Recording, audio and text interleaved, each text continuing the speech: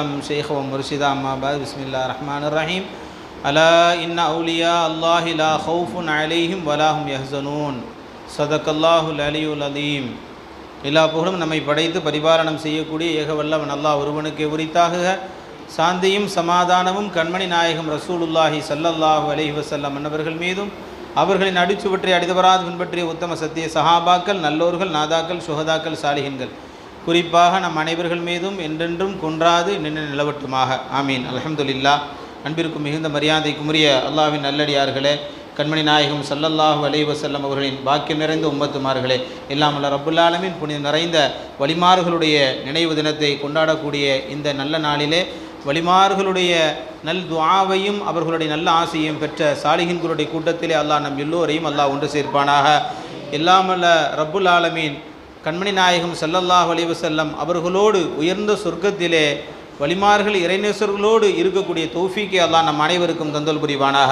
குதுபுல் சுல்தானுல் ஆரிஃபின் சையீத் அஹ்மது அல் கபீர் ரிஃபாயி ரதியல்லாஹு அன்ஹு, சையீது இப்ராஹிம் அதஹம் ரதியல்லாஹு அன்ஹு, முத்துப்பேட்டை ஷேக் தாவூத் ரதியல்லாஹு அன்ஹு, சிந்தா ஷாஹ்மதா ரதியல்லாஹு அன்ஹு, சையீதனா ஹசன் குத்தூஸ் ரதியல்லாஹு அன்ஹு ஆகிய வலிமார்களுடைய அந்த நிகழ்வை நாம் எல்லாம் இங்கு நினைத்து நடத்தி கொண்டிருக்கிறோம். அல்லாஹ் அந்த வலிமார்களுடைய பொருட்டால் அல்லாஹ் நம் எல்லோருடைய நாட்டங்களையும் நியத்துக்களையும் அல்லாஹ் ஏற்றுக்கொள்வானாக.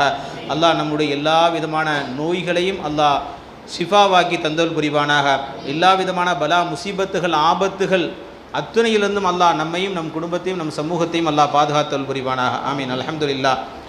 ஹஸரத் அஹ்மதுல் கபீர் ரிஃபாயி ரலியல்லாஹு அன்ஹு அவர்களுடைய ஒரு வரலாற்று ஒரு சுருக்கம் ஹஸரத் சொன்னாங்க. அஹ்மது கபீர் ரிஃபாயி அவங்கள பற்றி ஒரு சின்ன ஒரு நிகழ்வுகள். ஹஸரத் அஹ்மதுல் கபீர் ரிஃபாயி ரலியல்லாஹு அன்ஹு வலிமார்கள் எல்லோருமே நம்முடைய உள்ளத்திலே குடிகொண்டவர்கள். மற்ற வலிமார்களை பற்றி முன்னால் பேசிய ஹஸரத்மார்கள் உஸ்தாத்மார்கள் நம்மள்கிட்ட பேசினாங்க. அஹ்மதுல் கபீர் ரிஃபாயி ரலியல்லாஹு அன்ஹு பற்றி ஒரு சில செய்திகளை நம்ம நினைவு கொள்ளலாம். 5வது நூற்றாண்டிலே வாழ்ந்த மிக முக்கியமான இறைநேச செல்வர்களில் ஒருவர்கள்.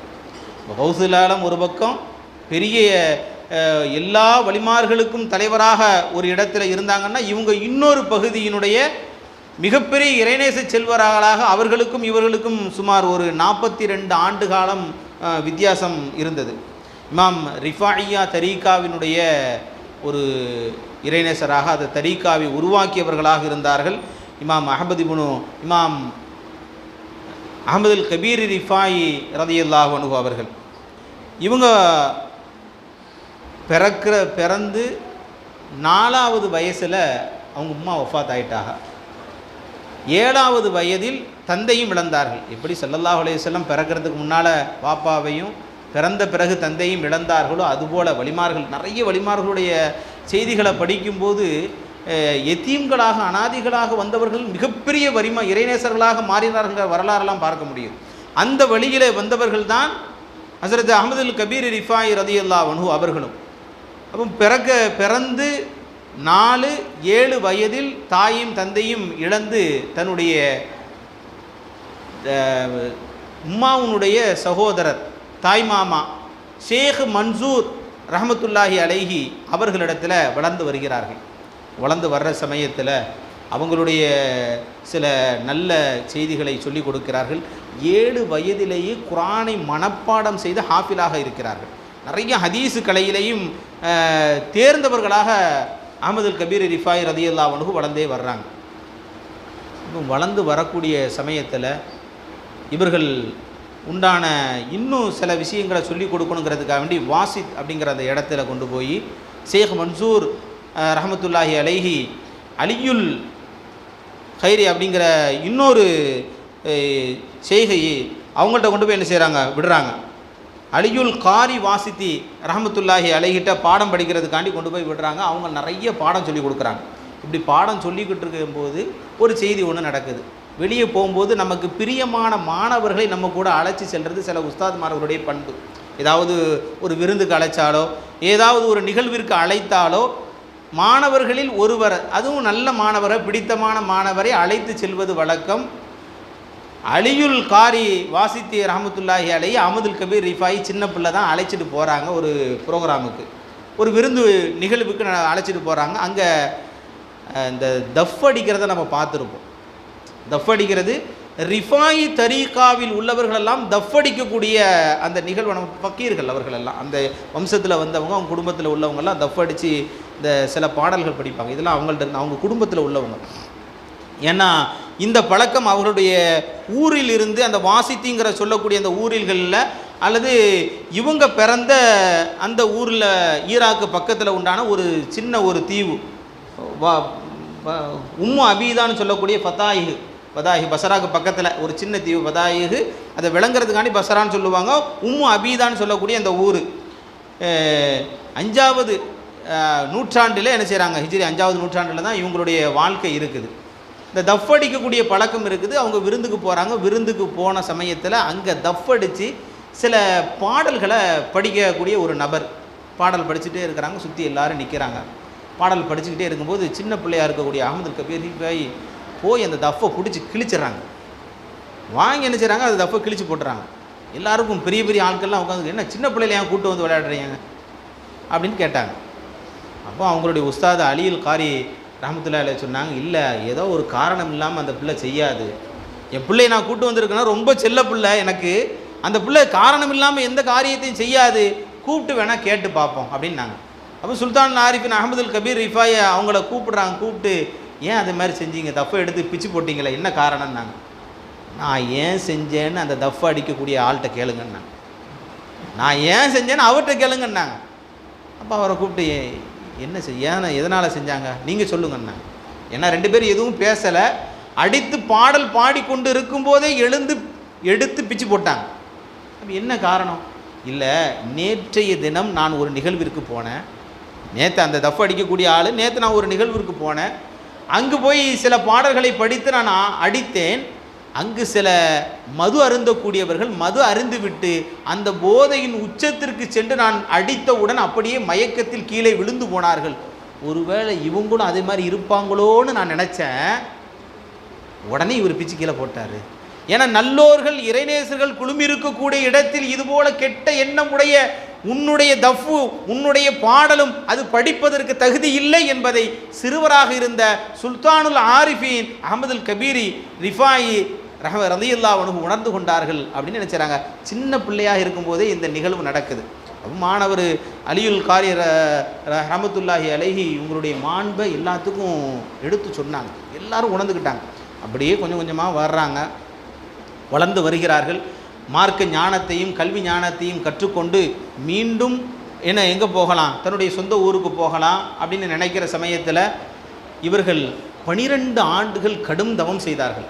இறைவனை நாடக்கூடியவர்களெல்லாம் நம்மலாம் இப்போ உள்ள வழிமார்கள்லாம் அப்படி இது வாங்கின உடனே அடுத்து கலீஃபா, அடுத்து அவங்க தான் எல்லாம் அப்படிங்கிற நிலைமையில் இன்றைக்கு உண்டான ரேஞ்சுக்கு போய்ட்டுருக்கு. பெரிய இடத்துல உட்கார வச்சிடணும், முறிதர்கள் வந்து கொட்டணும், பணம் வந்து சேரணும், பெரிய தவசாலை கட்டணும் எல்லாம் நினைக்கிறாங்க. அப்படி இல்லை. வழிமார்கள்னால் சும்மா இல்லை, கடும் கஷ்டப்பட்டவர்கள், சிரமப்பட்டவர்கள். 12 ஆண்டுகள் எதுவும் இல்லாமல், சாப்பாடு இல்லாமல், இது இல்லாமல் காட்டில் போய் கிடைச்சதை சாப்பிட்டு வனவாசத்தில் இறைவனை தேடியவர்கள் வலிமார்கள் இல்லை. எல்லா வலிமார்கள் கௌசூலாலமும் அது மாதிரி தான். அந்த வழியில் உள்ளவர்கள் தான் இமாம் சுல்தான் ஆரிஃபின் அஹமதுல் கபீர் ரிஃபாய். 12 ஆண்டு ரொம்ப எல்லா விஷயத்தினையும் கற்றுக்கொண்டு மீண்டும் தன்னுடைய தாய்மாமா ஷேக் மன்சூர்கிட்ட வர்றாங்க. வந்த உடனே அவங்கள்ட்ட சில விஷயங்களை, இன்னும் சில கல்வி ஞானங்களை கற்றுக் கொடுக்கிறார்கள். கற்றுக் கொடுத்து ஒரு தகுதி வந்துருச்சுன்னு அவங்களுக்கு தோணுது. எனக்கு அடுத்த ஹலீஃபாவாக அஹமதுல் கபீரை நான் ஆக்கலாம்னு நினைக்கிறேன் அப்படின்னு பேசும்போது அவங்க மனைவி ஒத்துக்கலை. மனைவி வேணாம், நம்ம புள்ள இருக்கிறான், மகனுக்கு தான் நீங்கள் கொடுக்கணும். ஷேக் மன்சூருடைய மகனார் இருக்கிறாங்க, மகனுக்கு தான் நீங்கள் கொடுக்கணும். இவர் என்னதான் இருந்தாலும் வளர்ப்பு பிள்ளை, உங்களுடைய மருமகனார் தானே, அவங்களுக்கு நீங்கள் கொடுக்கக்கூடாதுன்னாங்க. அப்போ இவங்க சரி எதுவும் பதில் சொல்ல முடியல. மீண்டும் மீண்டும் மனைவி சொன்னதுனால ஒரு தீர்வு உடனே எடுத்து சொன்னால் ஏற்றுக்க முடியாதுல்ல, சண்டை அதிகமாகுங்கிறதுனால ஒரு சின்ன ஒரு டெஸ்ட்டு நான் ஒன்று வைக்கிறேன்ப்பா அப்படின்னு மகனாரை கூப்பிடுறாங்க. அஹமதுல் கபீர் ரிஃபாய் ரலியல்லாஹு அன்ஹு கூப்பிடுறாங்க. கூப்பிட்டு ஒரு புறாவை கொடுத்து யாரும் பார்க்காத இடத்தில் அறுத்துட்டு வான்னு சொல்கிறாங்க. இது நம்ம இந்த செய்தி நம்ம கௌசலாலத்தினுடைய நிகழ்வுலையும் பழத்தை சாப்பிட்டுவான்னு நம்ம கேள்விப்பட்டிருப்போம். வலிமார்களுடைய இதில் நடந்திருக்கும். ஏன்னா சின்ன பிள்ளையாக வைக்கும்போது ஒரு டெஸ்ட்டு அங்கே செஞ்சு அதே உஸ்தாத் இங்கேயும் செஞ்சு காமிக்கலாம். ஏன்னா மற்றவர்களுக்கு புரிவதற்காக இந்த நிகழ்வை அபு யஸீதுல் பிஸ்தாமி ரஹ்மத்துல்லாஹினுடைய வரலாற்றிலே நாம் படிக்கிறோம். அப்போ எடுத்துகிட்டு போகிறாங்க. அந்த புறாவை கொண்டு போய் தன்னுடைய மகனார் அறுத்து கொண்டு வருகிறார்கள். அஹ்மதுல் கபீர் ரிஃபாயி அப்படி கொண்டு வந்துட்டாங்க. கொண்டு வந்து ஏன்பா அறுக்கலை, எல்லா இடத்துலையும் யாரும் பார்க்காத இடம்லாம் நான் தேடி போனேன், எல்லா இடத்துலையும் அல்லாஹ் பார்க்குறான், நான் எங்கே போய் அறுக்கிறது, அதனால் நான் திரும்ப கொண்டு வந்துட்டேன். சரிப்பா புற்களை வெட்டிட்டு வா, 2 பேரையும் அனுப்புகிறாங்க. புல்லை வெட்டுறதுக்காண்டி போகிறாங்க. மகனார் வெட்டி கொண்டு வந்து அந்த புற்களை கொண்டு வந்து உஸ்தாத் இடத்துல தந்தை இடத்துல கொடுக்கிறார். அஹ்மதுல் கபீர் ரிஃபாயி கொண்டு நான் போனேன், புல்லை வெட்ட போனேன், புல்லு திக்ரு செய்கிறது எனக்கு கேட்குது, நான் வெட்டாமல் வந்துட்டேன் அப்படின்னாங்க. அடுத்து மீனை பிடிச்சிட்டு வான்னாங்க. மீன் பிடிச்சிட்டு வா, இந்த 3 இதையும் மீனை பிடிக்க போகிறாங்க. மீனை பிடிக்கிறாங்க, மீன் திக்ரு செய்கிறத கேட்குறாங்க. பிடிச்ச உடனே எந்த மீன் திக்ரு செய்வதை நிறுத்துகிறதோ அந்த மீன் அகப்படுகிறது. அகப்பட்ட மீனை நான் கொண்டு வர்றதா, நான் விட்டுட்டேன். திக்ரு செய்யக்கூடிய மீன் திக்ரை நிற்பும்போது அது வலையில் தூண்டிலில் மாட்டிக்கொள்கிறது, நான் விட்டுட்டேன். இப்போ இந்த 3 நிகழ்வையும் தன்னுடைய மனைவிட்டு எடுத்து சொல்கிறாங்க. மனைவிகளும் இவர்களுடைய மகோன்னதம் கண்ணியத்தை உணர்ந்து கொண்டு இவர்களுக்கு ஹலீஃபாவாக ஆக்குவதற்கு ஒத்துக்கொண்டார்கள். அதற்கு பிறகு இவர்களை தன்னுடைய ஹலீஃபாவாக ஷேக் மன்சூர் ரஹமத்துல்லாஹி அலைஹி என்ன செய்கிறாங்க, ஹலீஃபாவாக ஆக்குறாங்க. இவங்க மிகப்பெரிய இறைநேசராக இருக்கிறாங்க. யாருக்காவது தன்னுடைய மாணவர்களில் பையத்து கொடுக்கணும்னு இவங்க நினச்சாங்கன்னா, அஹ்மதுல் கபீர் ரிஃபாயி யாராவது வர்றாங்க, வந்த உடனே அஸ்மாவுல் ஹுஸ்னாவை ஓதி காட்டுவாங்களாம். யாராவது வந்துட்டாங்க, வந்த உடனே இவர்களை மாணவர்களாக வைக்கலாமா, நம்முடைய கூடவே இருக்கலாமா, இவங்களுக்கு சொல்லிக் கொடுக்கலாமா இல்லையான்னு கேட்குறதுக்காக வேண்டி என்ன செய்வாங்களாம், அஸ்மாவுல் ஹுஸ்னா ஓதி காட்டுவாங்களாம். அஸ்மாவுல் ஹுஸ்னா ஃபுல்லாக ஆரம்பத்திலேருந்து கடைசி வரை ஓதி முடித்த உடனே சொல்லுவாங்களாம், நான் 99 பேர் ஓதுனேன், உங்களுக்கு என்ன பேர் பிடிச்சிருக்கு சொல்லுங்கன்னு. உங்களுக்கு ஏதாவது ஒரு பேர், யா அல்லாஹ் யா ரஹ்மான் யா ரஹீம் யா மலிக் யா குத்தூஸ் யா சலாம் யா முஃமின் யா முஹைமின் யா அசீஸ் யா ஜப்பார் யா முத்தகப்பிர் யா ஹாலிக்னு ஆரம்பித்து யா சபூர் வர யா ஃபஆல் லிமா யுரீத் வர கடைசி வர ஓதி முடித்த உடனே உங்களுக்கு இந்த பெயர்களில் எந்த பெயர் லைஃப்பை ஈர்ப்பை கொடுத்தது பிடிச்சிருக்குது சொல்லுங்கம்பாங்க. அவங்க ஏதாவது ஒரு பேரை சொல்கிறாங்கன்னா அதற்கு தோதுவான விளக்கத்தை பண்பை அவர்களுக்கு போதிப்பார்கள். அதிலிருந்து அவர்களை மாணவர்களாக எடுப்பார்கள்.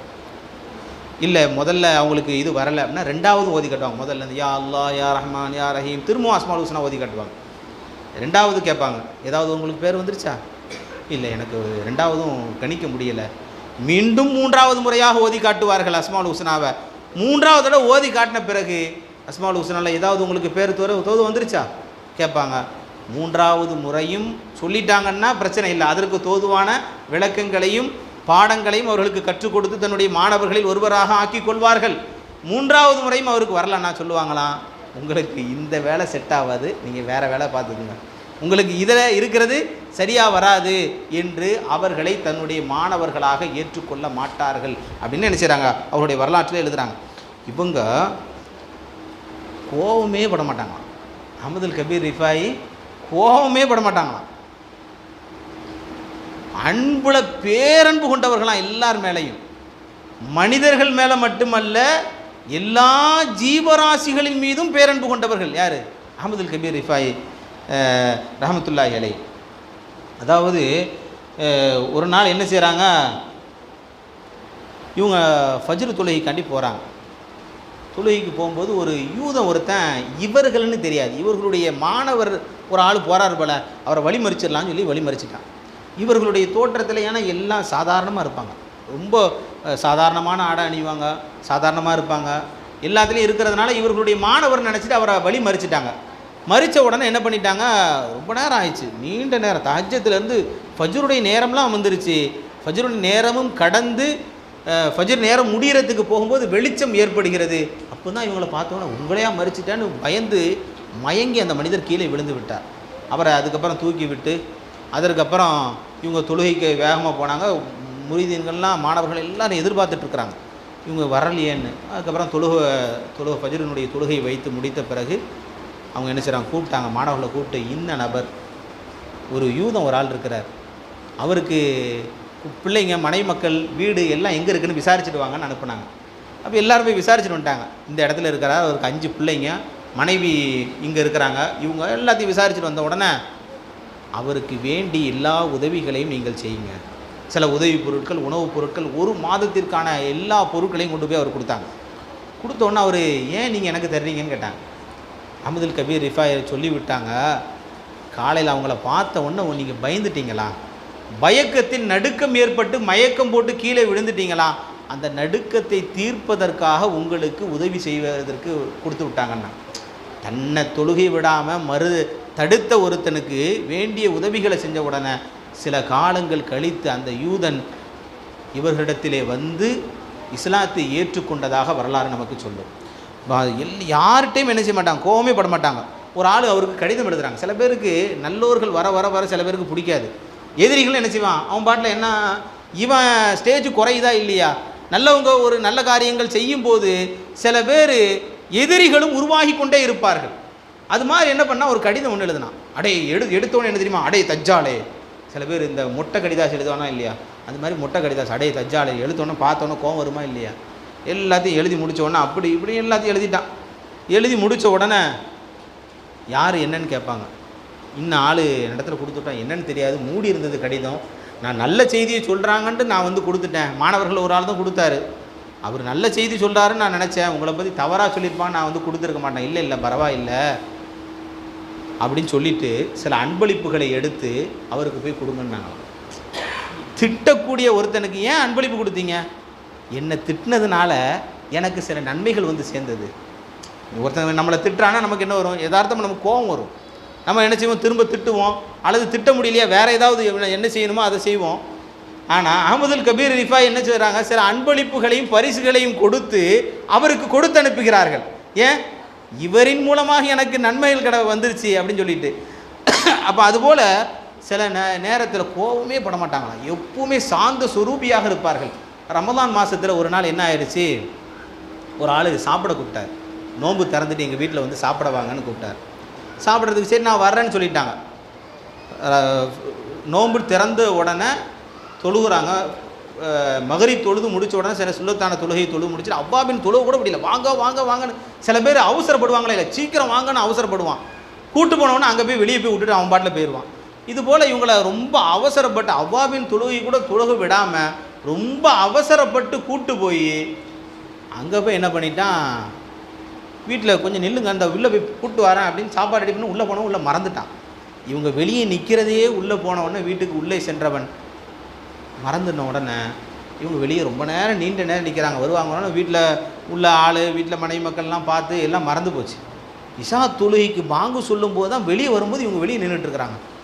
மறந்துட்டேனே, மன்னிச்சுங்கன்னு மன்னிப்பு கேட்டு அதுக்கப்புறம் தொழுக வந்தார்கள், வாங்க சாப்பிட்லான்னு. இல்லை இஷா தொழுகை தராவியெல்லாம் முடிச்சுட்டு அதுக்கப்புறம் அவனுடைய மன்னிப்பை ஏற்றுக்கொண்டார்கள்ங்கிறது வரலாறு. அப்போ எந்த நிலையிலேயுமே இவர்கள் என்ன செய்ய மாட்டாங்க, கோவமே பண்ண மாட்டாங்க. ஒரு தடவை அந்த மதரசாவுக்குள்ளே வர்றாங்க, இவங்க பாடம் நடத்தக்கூடிய அந்த இடத்துக்குள்ளே வரும்போது 2 பேர் சண்டை, 2 மாணவர்களுக்குள்ளே சண்டை நடக்குது. அப்போ என்ன செஞ்சாங்க, இவங்க சமாதானப்படுத்தி, எப்பா சண்டை போடாது ஏன் அப்படின்னு சமாதானப்படுத்தி பிரித்து விட்டாங்க. கோவம்லாம் குறைந்து போயிட்டாங்க. அதற்கு பிறகு அந்த கோவம் ஒரு சில பேருக்கு அந்த நேரத்தில் இவங்க உஸ்தாது வந்து நம்ம கோவத்தை தடுத்துட்டாங்களே, இவனை வந்து அப்புறம் பார்த்துக்கலாம் அப்படின்னு போயிட்டான். இரவு நேரத்தில் வெளியே வரட்டும், இவன் பாத்ரூம் போவான்ல, அடி வெளுத்துடலான்னு என்ன செஞ்சிட்டான், அந்த கோபத்திலே நினச்சிக்கிட்டே நைட்டு படுத்த உடனே அதிகாலை நேரத்தில் வெளியே கழிப்பறை செல்லக்கூடிய பகுதியில் இந்த ஆள் இருந்துட்டான். எப்படி அவன் வந்தவொடனே அடிச்சிடணும்னு நினச்சிக்கிட்டே இருக்கும்போது அஹ்மதுல் கபீர் ரிஃபாய் அவங்க வர்றாங்க. இவன் அந்த ஆள் தான் வர்றான்னு சொல்லிட்டு கடுமையான முறையில் அடிச்சிட்டான்.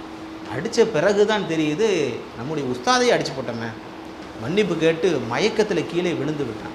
அதற்கு பிறகு நான் உன்னை மன்னிச்சிட்டேன்பா, நீ எதுவும் செய்யலை, என் புள்ளல்ல நீ, நான் உன்னை எப்படி உன் மேலே எப்படி நான் கோவப்படுவேன், உன்னை நான் மன்னித்து விட்டேன்னு சொல்லிட்டு அந்த தன்னுடைய மாணவருக்காக மன்னிப்பு கேட்டு அந்த அச்சத்திலேயே அவருக்கு நோய் அதிகமாகி அந்த நோயிலே சில நாட்களுக்கு பிறகு அவர் மரணித்து விட்டார். மாணவர் மூத்தா போயிட்டார். ஏன்னா உஸ்தாதை அடிச்சிட்டமேங்கிற அந்த கவலை தாங்காமல் நோய் அதிகமாகி அவருக்காக வேண்டி இவங்க தொலை வச்சு பாவ மன்னிப்பு தேடி அவரை அடக்கவும் செய்தார்கள்ங்கிறது வரலாறு. சொல்ல வந்தது என்னென்னா, கோவமே பட மாட்டாங்க. எந்த நிலையிலையுமே அவங்க என்ன செய்ய மாட்டாங்க, கோவமே பட மாட்டாங்களாம். சாப்பிடும்போது என்ன செய்வாங்கன்னா, உட்காந்துக்கும்போது தன்னுடைய 2 முட்டுக்காலையும் இந்த கக்கத்துக்கு பக்கத்தில் வச்சுப்பாங்களாம், வச்சு நெருக்கி வச்சு சாப்பிடுவாங்க. ஏன், சாப்பாடு வந்து குறைவாக உண்ணணும், அல்லாஹ்வை குறைவாக உண்டால்தான் இறைவனை அதிகமாக திக்ர் செய்ய முடியும். நிறைவாக சாப்பிட்டானா இறைவனை தூக்கம் வந்துடும், திக்ர் செய்ய முடியாது, அல்லாஹ்வை நினைவு கூற முடியாதுன்னு குறைவாக உண்ணுவார்கள். அஹ்மதுல் கபீர் ரிஃபாய் ரலியல்லாஹு அன்ஹு. அது மாதிரி சாப்பிட்டு முடித்தோடனே சில பேர் நம்ம செய்கிறத பார்த்துருப்போம். இந்த தட்டை கழுவி என்ன செய்வாங்க, அப்படியே குடிப்பாங்க. சில பெரியவங்க எதுலையா நம்ம பார்த்துருக்கலாம். அதை செஞ்சுறது யாருன்னா முதல்ல இவங்க தான் செஞ்சாங்களாம். அப்போ அவங்கள்ட்ட ஏன் நீங்கள் இது செஞ்சீங்க, இதனால் என்ன காரணம், ஏதாவது காரணம் இருக்குதான்னா அவங்க அதுக்கு ஒரு ஹதீஸை ஒன்று சொல்கிறாங்க. நபிகள் நாயகம் ரசூலுல்லாஹி ஸல்லல்லாஹு அலைஹி வஸல்லம் சொன்ன ஒரு ஹதீஸை நினைவுபடுத்துகிறாங்க. ஸல்லல்லாஹு அலைஹி வஸல்லம் இதுபோல் தட்டை சுத்தம் செய்து உண்ணக்கூடியவர் யார் இது மாதிரி சுத்தம் செய்து சாப்பிட்றாங்களோ அந்த தட்டு துவா செய்யுமா, ஷைத்தானுடைய விஷயத்திலிருந்து என்னை நீ பாதுகாத்ததை போல வெண்குஷ்டத்திலிருந்தும் பாவங்கள் உன்னிடமிருந்தும் நீங்க பெறுவதற்காக நான் உனக்கு துவா செய்கிறேன், அந்த தட்டு துவா செய்யுமா. அதனால் நான் இந்த காரியத்தை நான் செய்கிறேன்னு அஹ்மதுல் கபீர் ரிஃபாய் தன்னுடைய மாணவர்களுக்கு சொல்லி காட்டுவார்களாம். அது மாதிரி சின்ன பிள்ளைகள்கிட்ட கூட ரொம்ப பாசமாக பழகுவாங்களாம், யார்கிட்டையும் கோவப்பட மாட்டாங்க. 2 பேர் சண்டை போட்டுட்டு இருந்தாங்கன்னா உள்ளே போய் நான் விளையாண்டுக்கிட்டு இருந்தால் நான் விளையாட வரவான்னு கேட்பாங்களாம். சின்ன பிள்ளைங்க கடந்து போனேன்னா சலாம் சொல்லிட்டு போவாங்களாம்.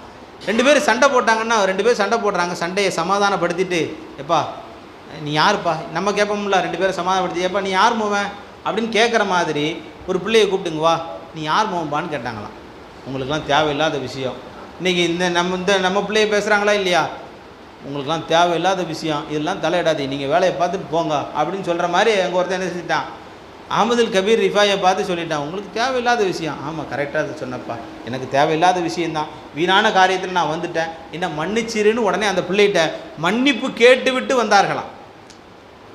அந்த அளவுக்கு சின்ன பிள்ளைகளோடும் கூட ரொம்ப அன்போடும் பாசத்தோடும் என்ன செய்வாங்க, பழகுவார்கள். மிகப்பெரிய அறிவுஜீவியாக அன்பில் உயர்ந்த நிலையாக அவர்களுடைய சபையில் போய் உட்கார்ந்தான்னு வச்சுங்களேன், அவங்க பேசுகிற விஷயத்தில் சலிப்பே வராது, அவ்வளவு மகிழ்வோடு வெளியே வருவாங்களே எல்லாருமே. இவ்வளோ நேரம் உட்காந்துட்டோமா என்ற எண்ணத்தில் அவர்களுடைய பேச்சும் அவருடைய சப்தம் இருக்குமா. 90,000 பேர் ஒரு சபையிலே அமர்வார்களாம். முதல்ல உள்ள ஆளுக்கு எப்படி சப்தம் கேட்குமோ கடைசி நபருக்கும் அதுபோல் அவர்களுடைய சப்தம் மிக தெளிவாக கேட்குமா. இன்னும் சொல்ல போனால் காது கேட்காத ஒரு நபர் அவருடைய சபைக்கு வந்தால் கூட கேட்குமா.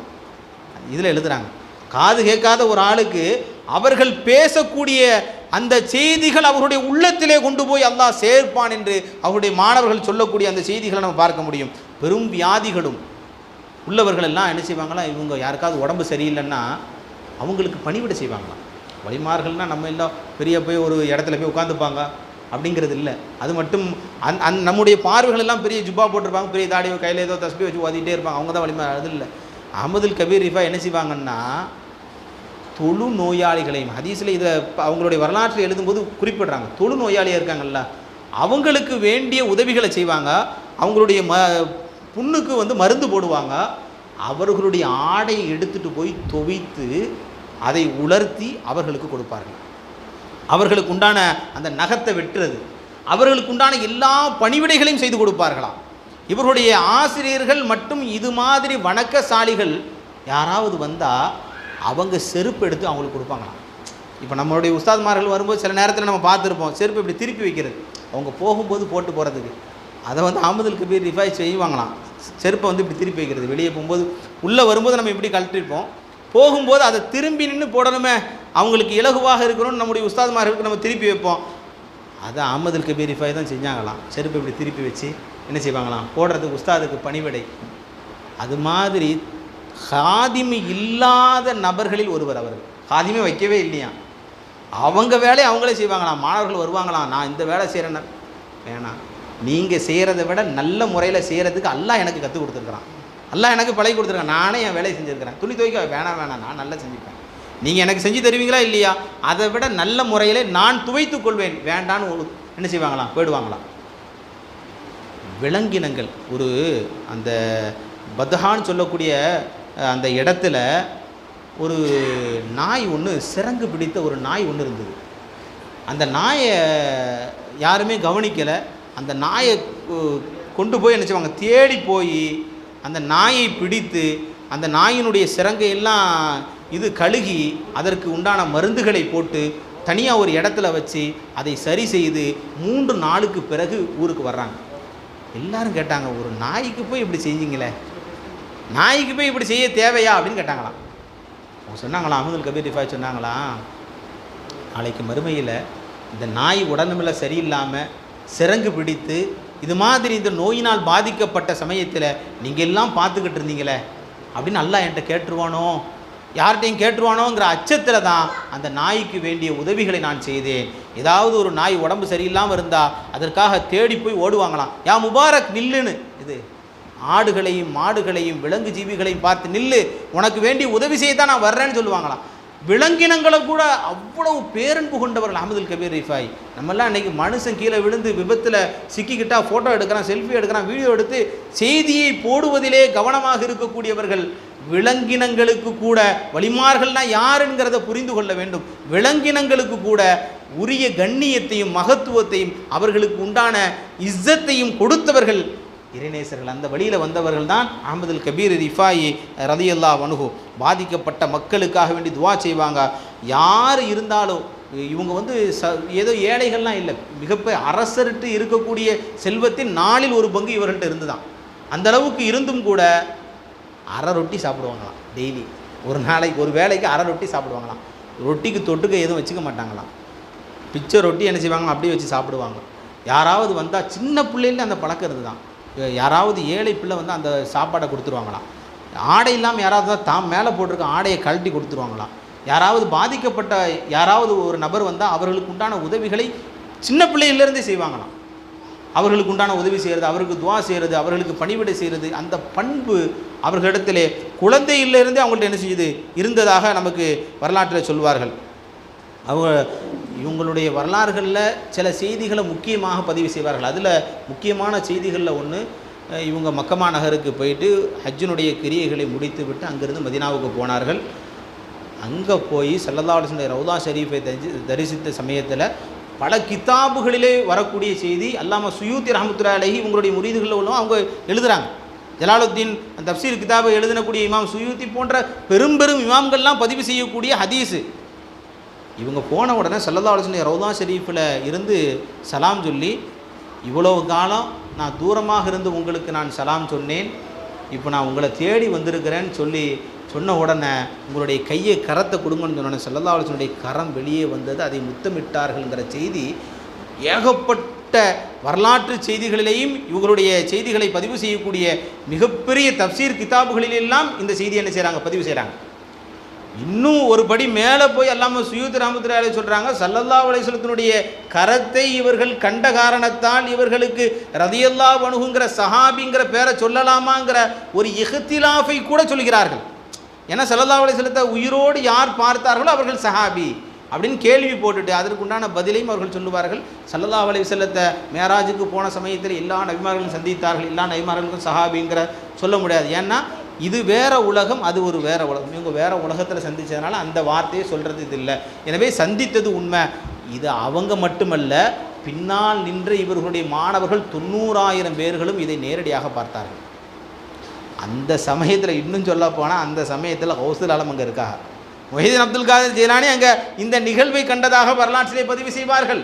மிக முக்கியமான ஒரு செய்தியாக இவர்களுடைய வரலாற்றிலே ஸல்லல்லாஹு அலைஹி வஸல்லம் கரத்தை முத்தமிட்ட அந்த செய்தியை என்ன செய்கிறாங்க, நமக்கு பதிவு செய்கிறார்கள். அஹ்மதுல் கபீர் ரிஃபாயி ரலியல்லாஹு அன்ஹு. அதிகமாக நீங்கள் என்ன திக்ர ஓதணும்னா லா இலாஹ இல்லல்லாஹ் ஓதிக்கிட்டே இருங்கன்னு சொல்லுவாங்களா தன்னுடைய பிள்ளைகளுக்கு, மாணவர்களுக்கு சொல்லுவாங்களா, நீங்கள் பெரிய ஏதாவது ஒரு திக்ரு சொல்லுங்கள், ஸ்பெஷலாக ஒரு திக்ரு செய்யுங்க, எல்லா திக்ரை விட சிறந்த திக்ரு நீங்கள் ஓதணுமா, லா இலாஹ ஓதிக்கிட்டே இருங்க, அதுதான் பெரிய திக்ரு என்று சொல்லக்கூடியவர்கள். 23 வயதில் திருமணம் முடித்தார்கள். ஹதீஜா என்ற பெண்ணை திருமணம் முடித்தாங்க. அவங்களுடைய வஃபாத்துக்கு பிறகு அவங்களுடைய தங்கை ராபியா அப்படிங்கிற அந்த பெண்மணி திருமணம் முடித்தாங்க. அவங்களுடைய வஃபாத்துக்கு பிறகு நஃபீஸா என்ற பெண்மணியை திருமணம் முடித்தார்கள். ஒரு நாள் தன்னுடைய மாணவர் ஒரு ஆள் அவங்க உஸ்தாதை கனவுல பார்க்குறார். மக்காது சிதுக்குன்னு சொல்லக்கூடிய உயர்ந்த ஒரு அந்தஸ்து, சொர்க்கத்தில் அல்லாஹ் கொடுக்கக்கூடிய உயர்ந்த தரஜாவுகளை ஒரு வகையான தரஜா தான் மக்காது சிதுக்குன்னு சொல்லக்கூடிய ஒரு தரஜா. அந்த தரஜாவில் இவங்க இருக்கிற மாதிரி கனவுல பார்க்குறார். உஸ்தாதிட்ட உடனே இந்த கனவை போய் சொல்லணுமே அப்படின்னு சொல்கிறதுக்காண்டி ஓடி வர்றார்.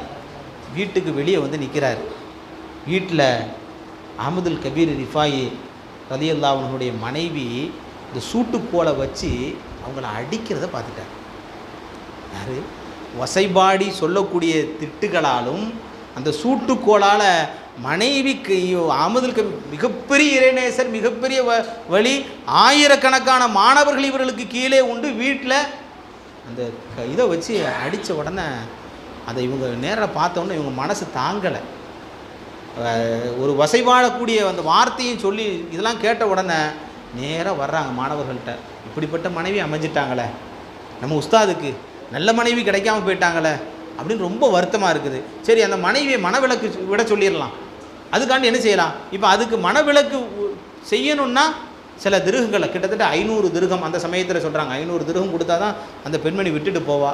என்ன செய்ய? யார்கிட்ட இருக்குது? எல்லாருமே ஃபக்கீர்கள், ரொம்ப ஏழைகளாக இருந்தவர் கூட இருந்தவங்கலாம். ஆரம்பத்தில் மிகப்பெரிய செல்வந்தராக இருந்த அஹ்மதுல் கபீர் ரிஃபாயி இப்போ எல்லாத்தையும் கொடுத்து ஏழையாக, எல்லாம் யார் கேட்குறாங்களோ எல்லாத்தையும் கொடுத்துருவாங்க. தனக்கு எதுவுமே இல்லாமல் எல்லாத்தையும் கொடுத்து இது இல்லாமல் இருக்கிறாங்க. கூட இருந்தவர்கள் எல்லாம் ஃபக்கீர். யார்கிட்ட? அப்போ கடைசியில் ஒவ்வொரு ஆளாக தேடி போய் கடைசியில் 500 தீனார்களுக்கு ரெடி பண்ணிட்டாங்க. 500 தீனாரை எடுத்துகிட்டு போய் அந்த வந்த நபரை கொண்டு போய், இந்தாங்க, உங்களை வசைபாடக்கூடிய, உங்களை கை நீட்டி அடிக்கக்கூடிய அந்த பெண்மணியை சூட்டுக்கோளால் வச்சு அடித்தாங்களா இல்லையா, அந்த பெண்மணிகிட்ட கொடுத்து மனவிலக்கு நீங்கள் வாங்கிக்கோங்க அப்படின்னு சொல்லி கேட்குறாங்க. எல்லாத்தையும் கேட்டுட்டு அமைதியாக இருந்த அஹ்மதுல் கபீர் ரிஃபாயி சொன்னாங்களாம், இவங்க எதுவும் சொல்லலை, இவங்க வெளியே இருந்து பார்த்தாங்க, கனவு ஒன்று பார்த்தாங்களா இல்லையா, மக்காது சிதுக்கில் உயர்ந்த தரஜாவில் இருக்கிற மாதிரி பார்த்தாங்களா இல்லையா, அதை எதுவுமே பேசலை. அஹ்மதுல் கபீர் ரிஃபாயி சொல்கிறாங்களா, நேற்று ஒரு கனவு பார்த்தீங்களா இல்லையா, என்ன கனவு? மக்காது சிதுக்கில் இருக்கிற மாதிரி உயர்ந்த தரஜாவில். ஏன் இது மாதிரி அடிவாங்கின தான் நான் இருக்கிறேன். இந்த மாதிரி சோதனையை நான் ஏற்றுக்கொண்டதுனால தான் நீங்கள் நேற்று கனவுல பார்த்தீங்களா இல்லையா. அந்த மாதிரி சில நேரங்களில் சில நபர்களுக்கு முல்லா நசீருதீன் ஒரு கதை ஒன்று சொல்லுவாங்க. பெரிய வயசில் 60 வயசில் மனைவி மூத்தா போயிட்டாங்க முல்லா நசீருதீனுக்கு. 2வது கல்யாணம் பண்ணுறதுக்காண்டி பொண்ணு தேடினாராம். எல்லாரும் கேட்டாங்களா, என்ன இந்த வயசில் கல்யாணம் தேவையா, ஏங்க அப்படின்னா, நல்ல மனைவி இருந்தால் எனக்கு ஹெல்ப் பண்ணுவா, உதவி செய்வா, நல்லா இருக்கும். இந்த நேரத்தில் வயசான காலத்தில் ஆள் தேவை தானே. அப்போ கேட்டாராம், கெட்ட மனைவி வந்துட்டா நான் தான் சீக்கிரம் மூத்தா போயிடுவேனே, அதனால் இதை பற்றி கவலை. சின்ன வயசுனா ரொம்ப காலம் இவ கூட இருக்கணும் அப்படின்னு கவலை இருக்கும். இவங்க தான் வயசாகி போச்சு, கொஞ்சம் காலம் தானே இருப்போம், பரவாயில்லைன்னு அட்ஜஸ்ட் பண்ணிட்டு போகிற மாதிரி. நல்ல மனைவிகள் கிடைத்தால் சில பேருக்கு வாழ்க்கை சொர்க்கமாக இருக்கும். பெர்னான் சார் சொல்லுவாராம், கெட்ட மனைவி கிடைச்சா நீ பெரிய ஞானியாகிடுவப்பா. அதனால் ஞானியானவங்களுக்கெல்லாம் கெட்ட மனைவி கிடைச்சாங்கிறது இல்லை. அது மாதிரி ஒரு வகை இருக்குதுங்கிற. எல்லா குடும்பத்திலேயும் இது போல் உண்டான பிரச்சனைகளும் சண்டை சச்சரவுகளும் என்ன செய்யுது இருக்குதுங்கிறத நினைவு கூறுறதுக்கு தான். அப்போ எல்லா நல்ல பெண்களும் சாலிகான பெண்களும் இறைநேச பெண்களும் எல்லாரும் உண்டு. ஆனால் எல்லா நபர்களுக்கும் அது மாதிரி அமையலைங்கிறத நம்ம இந்த செய்தியில் நம்ம பார்க்க முடியும்.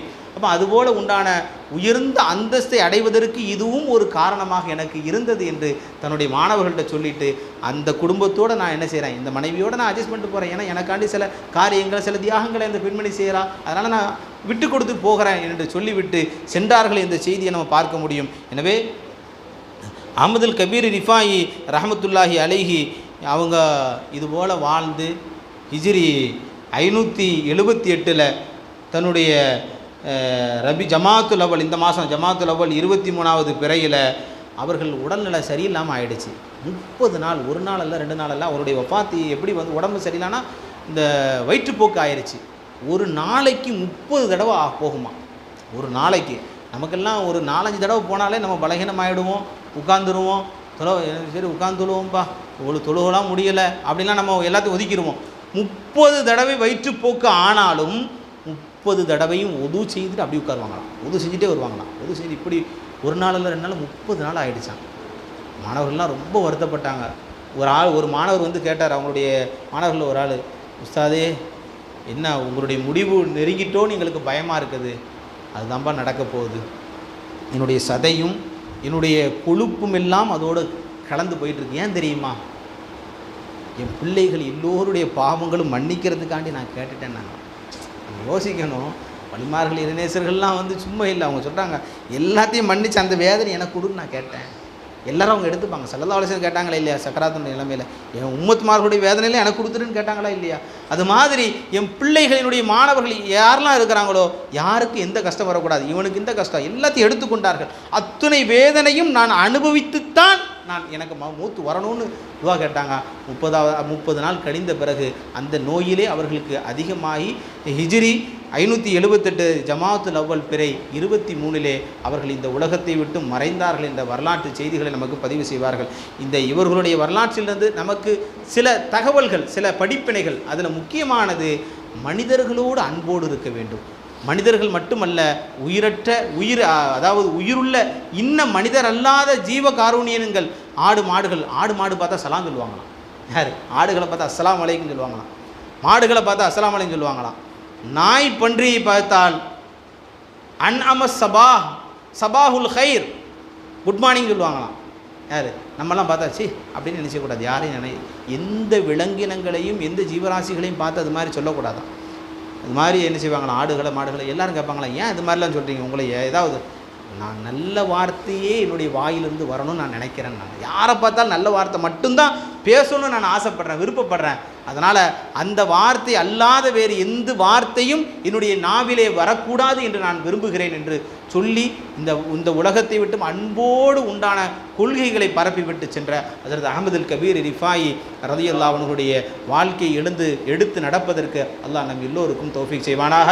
ஆமீன் ஆமீன். வாஹிர் தாவான் அல்ஹம்துலில்லாஹி ரப்பில் ஆலமீன். அஸ்ஸலாமு அலைக்கும் வரஹ்மத்துல்லாஹி வபரகாத்துஹு.